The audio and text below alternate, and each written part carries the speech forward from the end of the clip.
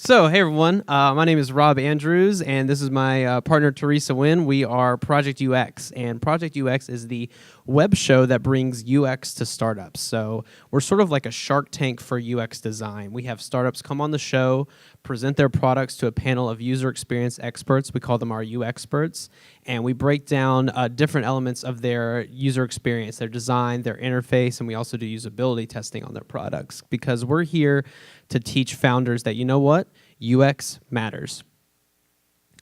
What? I don't understand why it's in that order.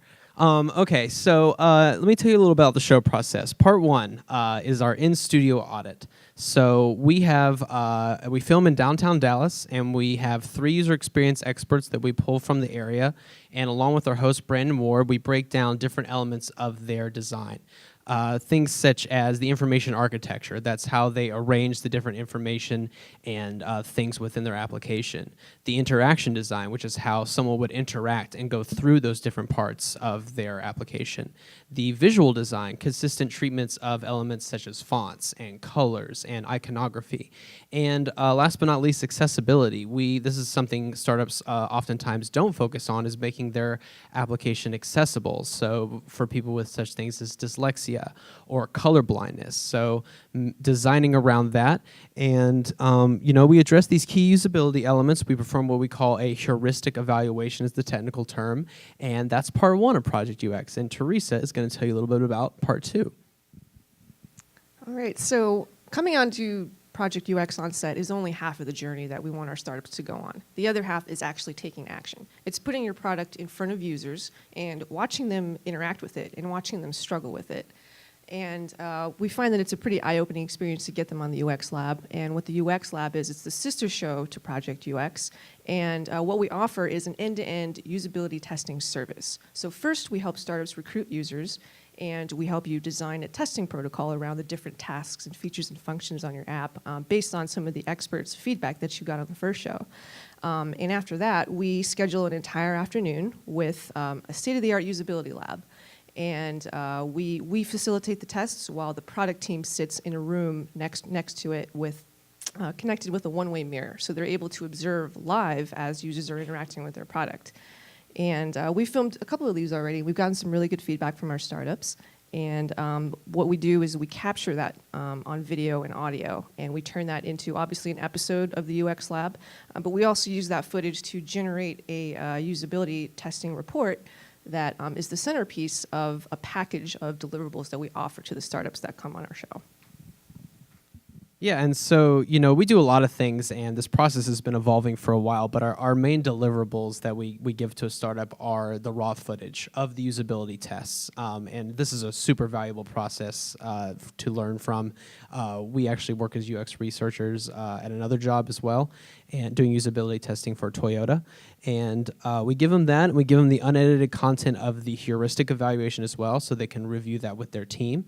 And, like she said, we do generate a report on that based on our UX knowledge so that it can be condensed down into actionable steps that they can take to improve their interface and design.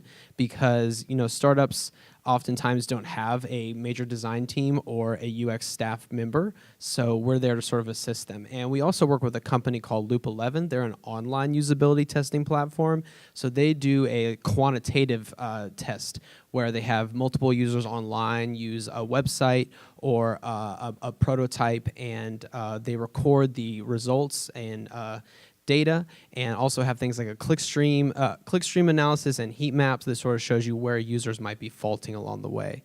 So, we work with a lot of great people on this, and we've been doing this show for a while. About a couple of years now. The show actually used to be called a different name, Expose UX, and we've had the great fortune to work with over 40 startups and over 40 different user experience experts across the country in 10 different cities. We actually went on tour with this show last year, mostly on the West Coast and to Atlanta.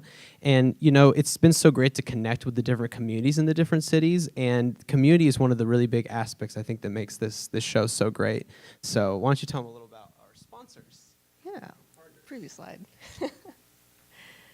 Yeah, we wouldn't be able to do, yeah, that's weird. That's the one I want. Yeah. we wouldn't be able to do all of what we do without the support of the community, both the UX and the startup communities. And some of the partners that we have here are Big Design. They sponsor and put on the Premier Design Events conference in Texas.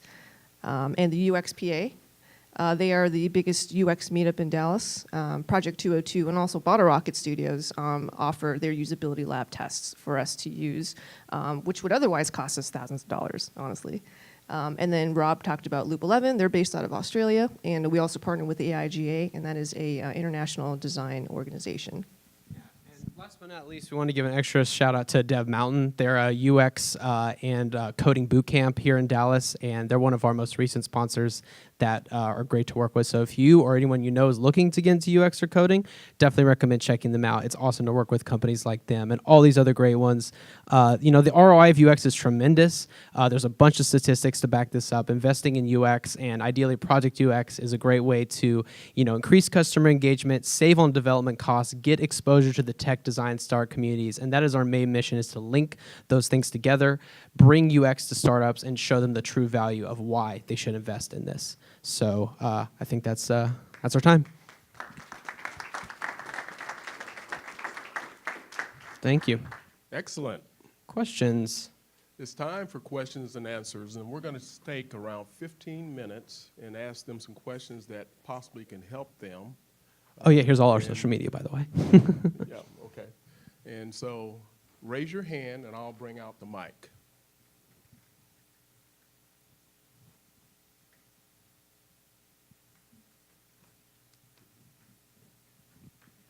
Hi. Hi, Jessica. My name's Jessica. Okay, so I always ask the same question, and that is, y'all have a lot going on with this, obviously. So what has been the biggest obstacle thus far? Probably twofold, and I think it falls under the category of resources. Time being one of the biggest ones. Doing this takes a lot of time when it comes to organizing, filming, editing, and marketing. We're also operating on limited resources. We are bootstrapped. We have finally just started to get some money coming in, but we're still looking for additional startups to work with, additional sponsors to join our team. So I think those are probably our biggest challenges. We have a lot of traction, I think, with the community, but as far as, being a startup with, it's mostly Teresa and I. We do have other people helping us on our team, like our host, like Shirag, who also works for the Million Cups in Dallas. Great people, but, it's just time and resources. So that's probably our biggest obstacle. Who are your target customers? I watched your presentation, and I'm still not sure if I need you. What's your message to a target customer, and why would they use you? So we sort of have different customer segments, and first and foremost, it's startups. It's people who have a company that is in development, and they may, they're ideally past the MVP stage. Maybe they have some revenue or investment, and they want to invest in UX, but they probably can't afford some of the bigger design houses. A lot of places you go, your minimum, spend on a project might be $10,000 or more, and we're a much more lower cost entry point, and we also offer a chance for media exposure. So sponsors are another, potential customer segment for us, people who want to reach out to the community of our audience. And our audience being sort of the, main customer segment, people who are interested in design, user experience, tech and startups, and, just want to consume content. So we're on YouTube. That's like our main platform. And I don't know if that entirely answers your question, and you may not fall into any of those categories. We're a little bit niche. We're not necessarily something that everyone's going to watch, but we think that people who are interested in design and startups can really gain something from this. I noticed on one of the slides you had subscription-based. Is it subscription-based pricing?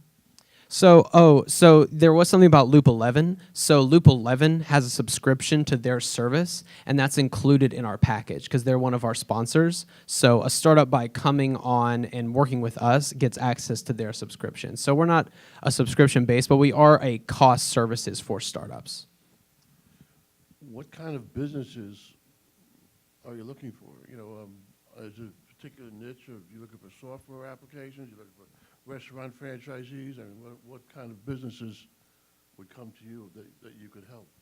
Typically, it's stuff that is, tech, either a web or mobile application is sort of the sweet spot, but we have had physical products come on. Really everything has a user experience, we've come to learn. So really anything that someone has to have interactions or touch points with could come on our show, but usually it requires or is ideal to have some type of digital component. That's where our process really shines, when we go into the usability lab, when we do a heuristic review and we run through their application. But really also everything has a website. So if you are a business and your web portal is really important, or maybe you also are, your marketing and social media is another touch point, that's something that we can examine the UX of as well. So we don't necessarily exclude ourselves from anyone. It just typically would probably be something that's in the tech space. You mentioned you have 3 experts that look at this. Now, what are the experts' expertise? Are they expertise in a particular industry or particular, what are they experts in?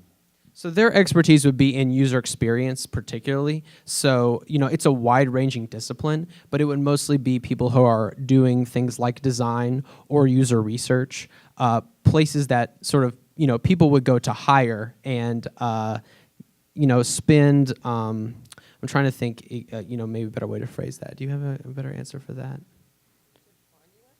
Yeah, I mean, because and there are so many different segments to user experience. There's, customer experience, there's UX research, there's design. So we try to sort of assemble a bit of a team within that, but the discipline falls under people who are into user experience. Those are the experts that come on the show. With Apple and Facebook and, of course, Amazon buying so much media content, have you thought of pitching your show as an actual TV show or web show? Yeah, definitely. I think long term, that's definitely something we want to do. We are, kind of this DIY, show so far, and that's kind of definitely working for us. But I think we, over time, might be able to build up our concept. And, we're still evolving. Like any startup, we are, we're working to improve and UX our own content. So I think over time we can really build towards something like that. And our 3rd episode, we've actually filmed 3 episodes of this show, and our first one just came out in November. We had a big release at Bottle Rocket, and it was great. We had about 100 people come. And our 3rd episode, which was filmed at Big Design in September, we had a couple of really big names in user experience. And if you're not familiar with UX, you might not have heard of them, but Jared Spool and Alan Cooper, who is, quote unquote, the father of Visual Basic. And they were on our show and gave great feedback. And we think that episode in particular will catch a lot of buzz. And we may be able to get some recognition from a company like Apple. I don't know, have you heard of Planet of the Apps? Yeah. So, we want to be like the less polished and less train wrecky version of Planet of the Apps. So I don't know if they kind of caught a lot of flack for just trying to do too much. We want to stay true to our roots and be, tech focused, have people who are experts in the field on the show, not celebrities, critiquing applications. So, but yes, is the short answer to the question. So in your experience, what are, say, the 2 or 3 most common problems that you're seeing with user experiences on, let's say, mobile applications? Yeah. I don't know if there are super common threads across all different apps and websites, just because there's such a variety of products that we get on the show. But I would say probably the most common problem overall is a lack of user research. It's a lack of actually getting out there and talking to your users. Some startup founders will think that user research is beta testing. It's throwing your app out there and just getting feedback, but you're not actually watching people use your app. So I would say probably user research is the biggest problem. That's kind of where good design really starts. If you just jump into design and you start creating wireframes and mock-ups and stuff without the research portion, that's sort of like you're designing in the dark. You're designing blind. So I would say that's the biggest problem, I think. Yeah. And just to follow on with that, it actually goes in line with that, but a lot of startups will sometimes try and do too many things at once. They'll sort of be overly feature rich. And, in our first episode, one of our experts talks about focusing on the one thing. Like, what's the one thing that separates your product or service from everyone else? Why do they want to use you? And really highlighting that, because sometimes it's easy to get bogged down and think, oh, I need to do so many things and, be all this for everyone. A lot of times it's really good to do your research and find out what's the one thing your user base really needs and really focus in on that before you start building out additional features. So that's definitely an issue. Hi. So a quick question, what is your process? So the user submits their sites to you and then you go through that evaluation process with your 3 of your experts. So is it a kind of an interactive process, or the post-production or a post-review, you do an interactive sessions, and do you also provide some sort of a consultancy after that? Yeah, so that's a great question, and actually, one thing that even wasn't mentioned on here is sort of the step 0, and that's where we, talk to the startup and we work with whatever prototype they have or whatever mock-up they're currently working on. It could be an application that's released out there, and we sit down with them and kind of discuss where they're at and take stock. This is before they come on the show, and when they come on the show, it's not just a slide demo, whatever. They're actually there to demo their product and then answer these questions live and interact with these experts on set. And we'll film between 1 and 2 hours on set and cut that down to maybe 20 to 30 minutes as the show. So they cover a lot of ground. We cover things, including not just their application, but their website. And in a certain instance, their packaging. Like for our first startup, they actually had a physical product as well. It was an automatic sprinkler system. So we talk about all the different touch points of their user experience. And they're on set to really break down. We try to tell them not to defend too much. It's more their opportunity to ask questions and interact, but also the experts may have questions for them as well. So it's definitely a live interaction. All right. So I guess I got 2 questions, but they pretty well lead into each other. I guess first one is, what's it going to cost for an average company to look at hiring you, or however it ends up working? And then also, what's the long-term goal? Is it just to become a TV show? Is it to start acquiring a part of startups, or become the next big UI or UX house? Where do you want to go with it in the long run? You actually made me think of something I hadn't even thought of before, acquiring pieces of startups. But right now, our main full suite of services is priced at $3,500, which could sound like a lot, but even asking our most recent startup that paid that, they realize it's actually a really good value. I mean, we pour well over 100 hours into this between all of the different people that go into the process. And we not only give them great user experience feedback, but then they get the additional, media exposure. And to answer your second question, our goal is definitely to build up an online audience, but it's also to really become better UXers and UX providers. Like that's, our passion as we've gotten really into UX. My original background is in video and film, so marrying these 2 interests is really great for me. Teresa has a background in journalism and film as well, and so it's kind of to do both. We don't necessarily want to own pieces of startups, but that is actually an idea that has been sort of mentioned before, is if a startup came to us and says, hey, I really want to be on your show.